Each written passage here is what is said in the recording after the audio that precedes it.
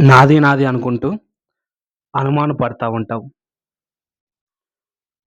నాకెక్కడ దూరమవుతుందా అని భయపడుతూ ఉంటావు. నీదైతే నీకెందుకు దూరమవుతుంది? నీదైతే నమ్మకం లేకుండా ఎందుకు అనుమాన పడుతున్నావు? నీదైతే నీ దాని మీద నీకు నమ్మకం ఉండాలి కదా! నీదైతే నీకు దూరంగా ఉండదు కదా! నీదైతే నీతో లైఫ్ లాంగ్ ఉంటుంది కదా! మరెందుకు భయం?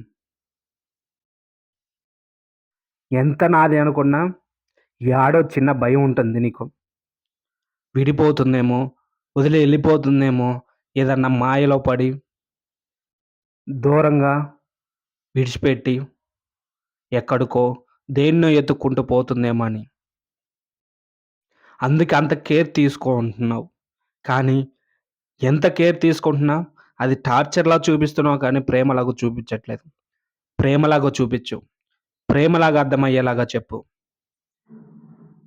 చెప్పినంత సేపు చెప్పు. తర్వాత వాళ్ళే అర్థం చేసుకుంటారు.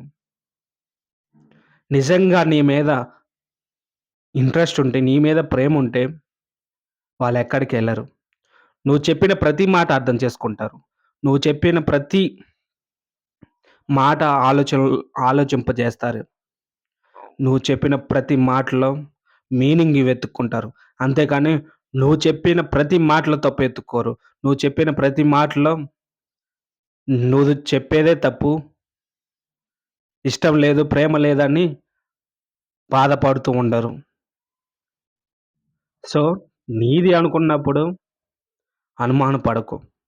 బాధపడకు. నువ్వెంత కేర్ తీసుకోవాలో అంత కేర్ తీసుకో. నువ్వెంతగా చెప్పాలో అంతగా చెప్పు. నువ్వెలా చూసుకోవాలో అలా చూసుకో. తర్వాత వాళ్ళ ప్రేమ వాళ్ళిష్టం. వాళ్ళ జీవితం వాళ్ళిష్టం. వాళ్ళకి నువ్వు కావాలనుకుంటే నీతోనే ఉంటారు.